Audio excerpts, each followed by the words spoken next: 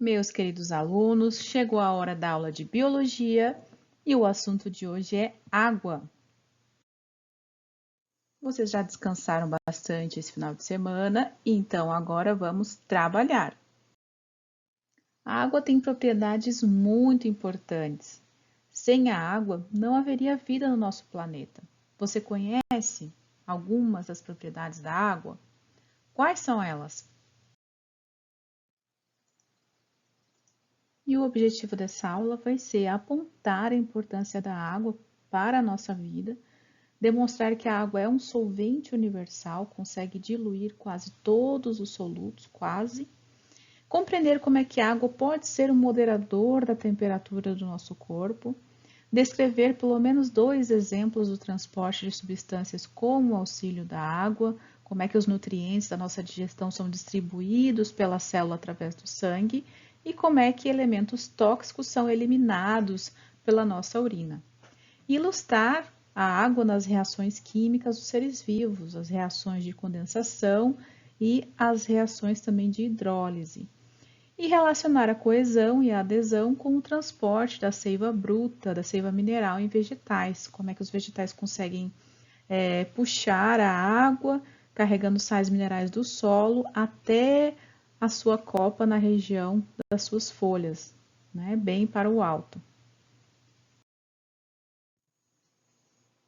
Nós sabemos que aproximadamente 70% da superfície do planeta Terra está coberta por água.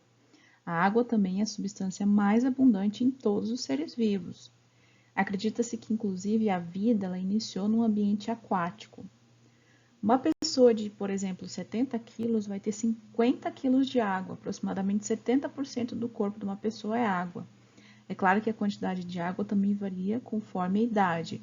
Quanto mais jovem o indivíduo, mais água tem no seu corpo, maior também o seu metabolismo. E uma pessoa pode sobreviver algumas semanas sem comida, mas 4 a 7 dias sem água, essa pessoa já vem a óbito. Porque se nós perdemos 20% da nossa composição de água, nós, com certeza, nossos órgãos entram em falência. 10%, se a gente perder 10% da água do nosso corpo, a gente já começa a ter problemas graves de saúde. Os idosos, eles sentem pouca sede, por isso é aconselhável encher a garrafinha de água e deixar lá do ladinho deles para eles tomarem aquela quantidade de água. Pelo menos uma de manhã, pelo menos uma tarde. Mesmo que eles não sintam sede, tem que vigiar os idosos. E a água, então, ela é tão importante, certo, para nós, por conta das suas características, né? Ela tem características únicas. Observa a molécula de água, ela tem uma região negativa, que é essa região do oxigênio, e essa região positiva, que é a região dos hidrogênios, formando essa molécula polar. Então, por causa dessa estrutura, a água conta com uma série de propriedades importantes para nós, seres vivos, e é o que a gente vai ver ao longo da aula. A água é dita um solvente universal, porque ela consegue dissolver quase todas as moléculas. Mas, é claro, não consegue dissolver algumas, como por exemplo os lipídios. Por isso que as nossas células existem, porque são formadas por uma bicamada lipídica. A água é repleta, a célula é repleta de água. Se a água dissolvesse as membranas lipídicas, com certeza iria dissolver a própria célula e a vida não seria possível.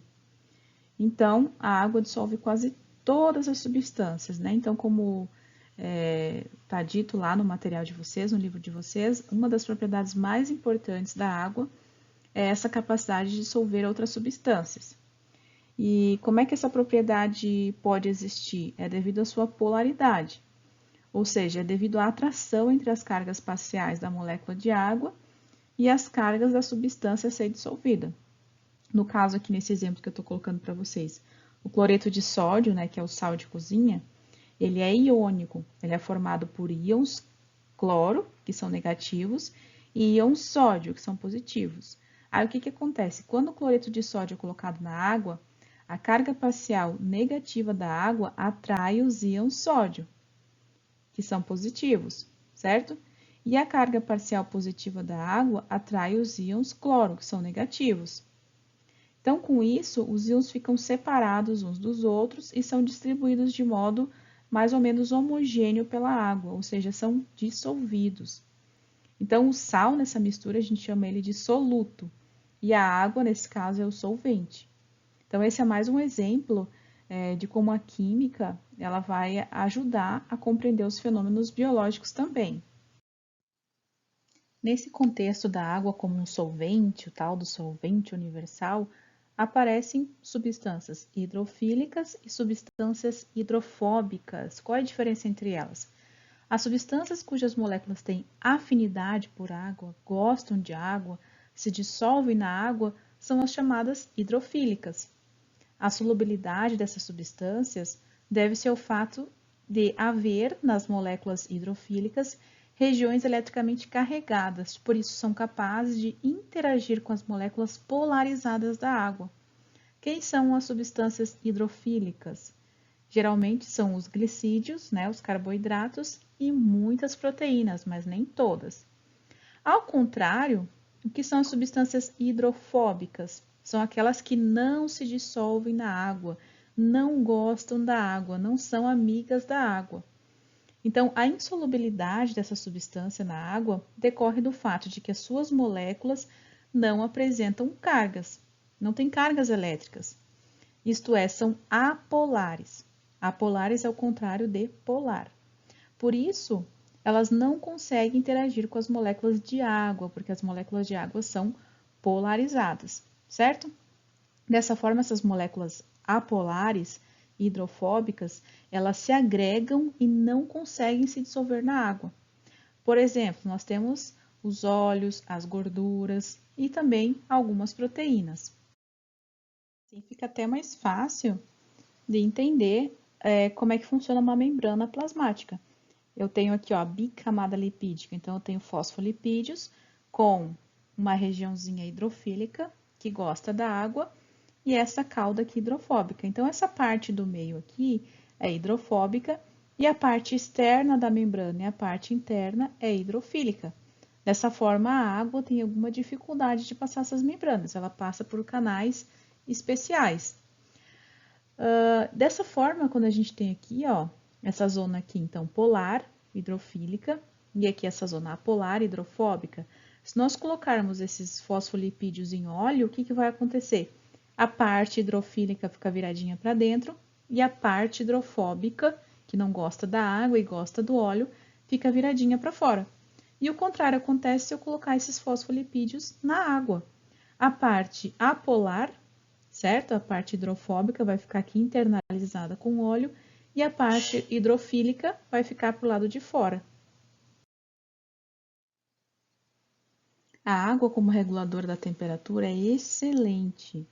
Quando nós colocamos água para aquecer no fogão, por exemplo, o metal do fogão aquece bem rapidinho. A chaleira aquece muito rápido, muito mais rápido que a água.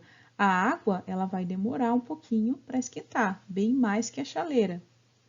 Quando eu desligar essa chaleira, se eu deixar a água dentro da chaleira, vai ficar ali conservando o calor. Se eu tirar a água da chaleira e deixar ali o metal sozinho, rapidinho a chaleira vai esfriar.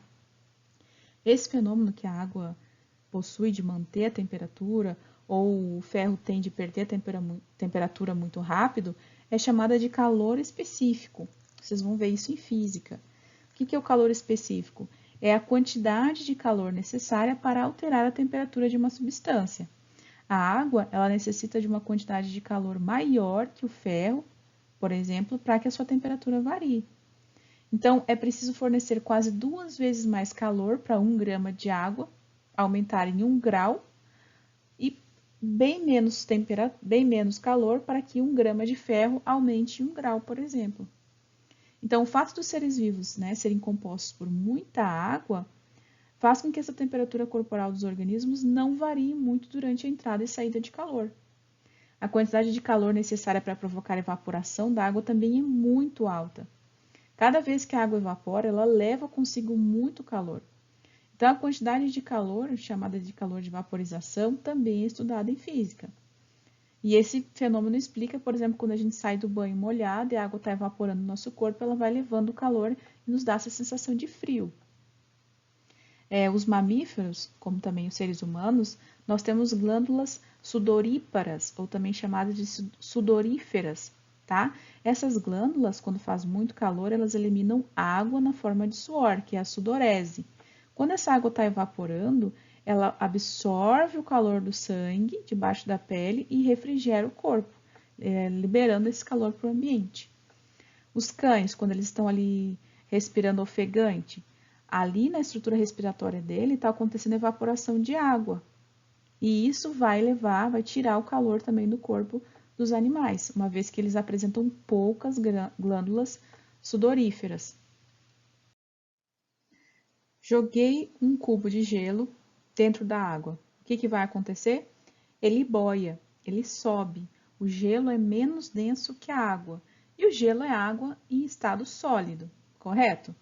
Então, o que acontece? Outras substâncias na sua fase sólida geralmente são mais densas e descem. O gelo ele tem o contrário nas suas características. Isso é muito importante para a vida, principalmente nos polos. Veremos já por quê. Voltando aqui para o gelo. Então, o gelo ele é uma rede tridimensional de moléculas de água que estão unidas entre si por que tipos de ligações? Ligações de hidrogênio. No gelo, essas ligações são mais estáveis, são mais estáticas, paradinhas, e as moléculas se agrupam formando uma rede cristalina. Aí olha que interessante. Nessa rede cristalina, o espaço ocupado pelas moléculas de água é maior do que o espaço ocupado pelas moléculas se estivesse na forma líquida. Essa propriedade do gelo de ficar menos denso que a água é muito importante para a sobrevivência dos seres aquáticos nas regiões polares, nas regiões muito frias, certo? Porque o que acontece? No inverno, a água da superfície dos rios e dos lagos, em contato com o frio, começa a congelar. E esse gelo que se forma na superfície da água vai atuar como o quê? Como um isolante térmico. E vai ficar mais difícil que a água embaixo passe a congelar. Se o gelo fosse mais denso, o que aconteceria? Ele afundaria, à medida que ele fosse se formando, ele ia afundando, então ele ia se congelar, a superfície congelaria e afundaria, a superfície congelaria e afundaria. O que aconteceria? O contato com o ar muito frio ia cada vez mais congelar a água e essa água congelada iria descer. Isso faria com que os rios e os lagos das regiões muito frias congelassem totalmente. E a água totalmente congelada, o que ia acontecer? Todos os seres vivos daquele rio ali iam morrer, não todos, mas a maioria. Então, como isso não acontece, é raro que uma massa de água de grandes dimensões congele completamente. Então, quando a gente vê nos polos, né, aqueles grandes rios congelados, que o pessoal faz até patinação em cima, tem que ter muito cuidado, porque por baixo provavelmente a água pode não estar congelada. A água também é utilizada no transporte de substâncias dentro do nosso corpo. Nós temos aqui uma imagem do sistema digestório e essa imagenzinha aqui em A é um corte transversal do intestino delgado. Aqui em B é uma ampliação da mucosa e das velocidades do intestino. Aqui em C é um detalhe da vilosidade intestinal, certo? Onde a gente vê células dotadas de microvelocidades, células secretoras de muco e tudo mais. E, em especial, aqui no terceiro a gente vê, esse número 3 aqui, os capilares sanguíneos. O que acontece? O alimento ele sai aqui do intestino delgado, é absorvido por essas microvelocidades, né, pequenos nutrientes já bem diluídos, bem quebradinhos, moléculas bem pequenininhas, e essas moléculas são transportadas para o sangue e são, dentro do sangue distribuído para o organismo, diluídos em água. Então, a água dilui os nutrientes que nós precisamos e espalha e leva para todo o nosso corpo. Durante as reações do metabolismo celular, que tanto a gente vem falando, formam também resíduos, que são os catabólitos. Eles são inúteis e podem até ser tóxicos para as células, por isso eles devem ser eliminados para o meio externo. A excreção consiste então na eliminação desses catabólitos, desses produtos indesejados, bem como a eliminação de substâncias que estejam em excesso no nosso meio interno, por exemplo. Entre esses catabólitos que são eliminados, nós podemos ter várias excretas nitrogenadas, como amônio, a ureia, ácido úrico. Todos eles são provenientes de reações metabólicas que envolvem a participação de compostos nitrogenados, como os aminoácidos e as proteínas. Então, são bastante comuns no nosso organismo. Essas excretas nitrogenadas, elas são retiradas do meio interno e conduzidas ao meio externo através do sistema urinário. E é claro, elas estão diluídas em água. Então, como eu falei, né, muitos resíduos do metabolismo celular são excretados para o meio exterior e eles são excretados dissolvidos na água, né, como a ureia, como eu falei, que é o metabolismo da proteína. Como é que ela é eliminada? Dissolvida na água que existe na nossa urina. Então, nós podemos dizer que a água atua como esse veículo de excreção, certo? Então, aqui, ó, nós temos aqui um rim humano, certo? Na verdade, nós temos um par. E ele é formado por milhões de néfrons, que são essas unidades que vão ajudar a filtrar o sangue e eliminar, através da urina, diversos resíduos, diversos metabólitos que não são interessantes para o nosso organismo. Muitas vezes, a água também tem um papel lubrificante, que ajuda a diminuir o atrito entre diversas estruturas do organismo, como, por exemplo, a gente consegue ver aqui nessa figura. O que está acontecendo aqui? Nas nossas articulações móveis, como cotovelos, por exemplo, existe um líquido chamado líquido sinovial. Ele é constituído basicamente de água e a sua função é diminuir o atrito nessas regiões, facilitando assim o deslizamento de uma superfície óssea sobre a outra.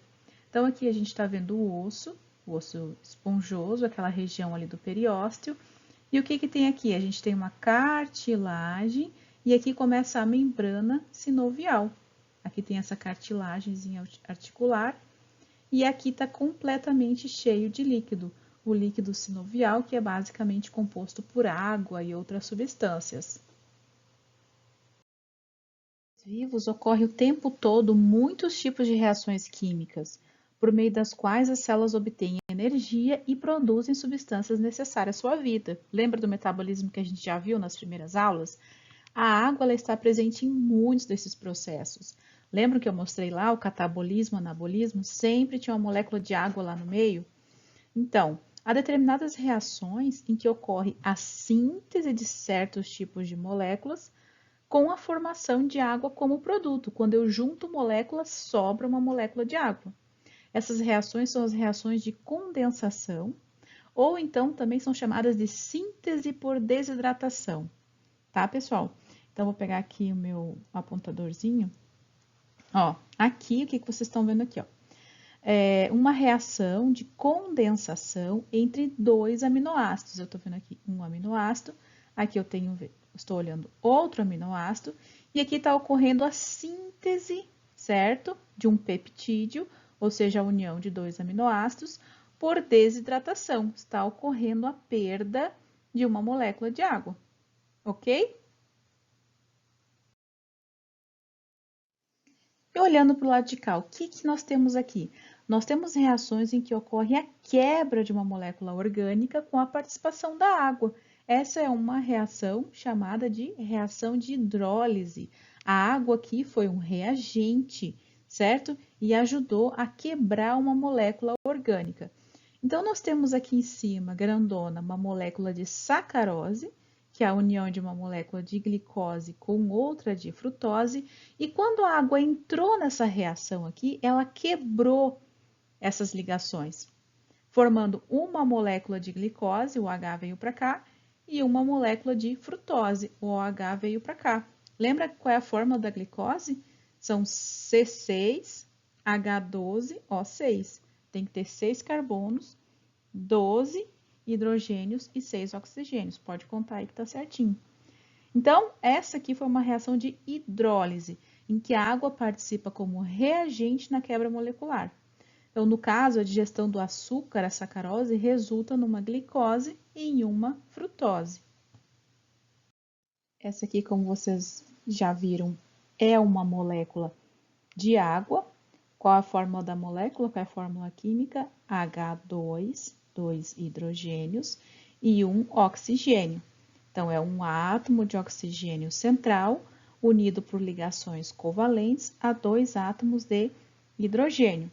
Eles formam entre si um ângulo de 104,5 graus, certo? Então, 104 graus e meio, o que torna a molécula de água polarizada e explica muitas das suas propriedades que nós estamos vendo aqui na aula. Duas propriedades muito importantes da água é a coesão e a adesão. A coesão é o fenômeno que permite que as moléculas fiquem coesas, fiquem unidas.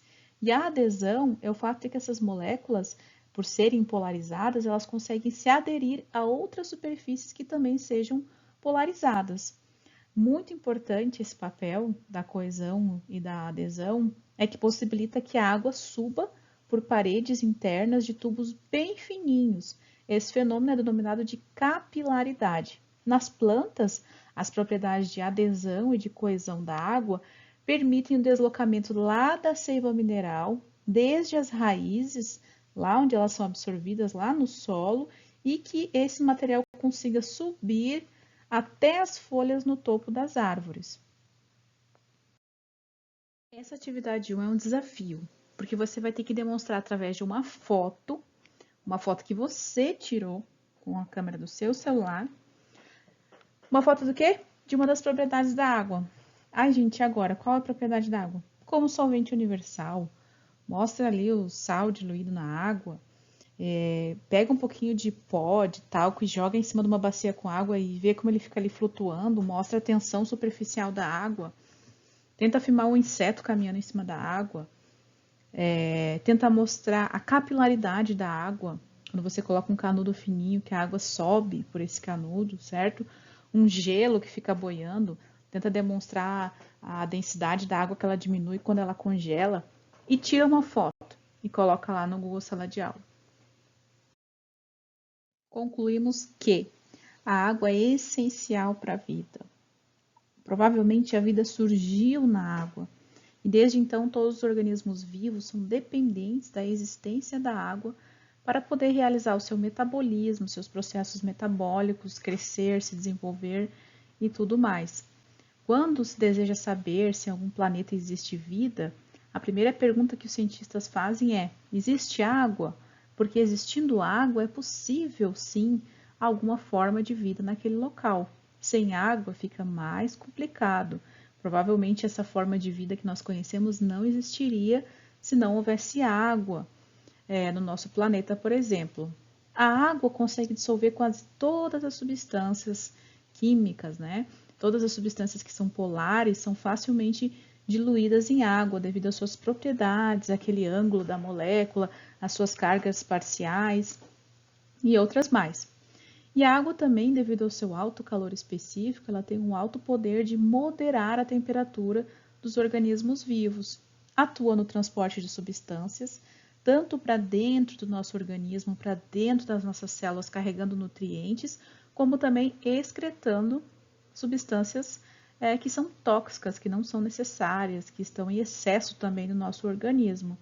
E ela é fundamental nas reações que acontecem no nosso organismo. Reações de síntese ou condensação, síntese por desidratação ou condensação, que são aquelas ligações que estão juntando moléculas o tempo todo, e também por hidrólise, aquelas reações que estão sendo quebradas pelas moléculas de água. Essas reações acontecem o tempo todo nas nossas células, graças às moléculas de água.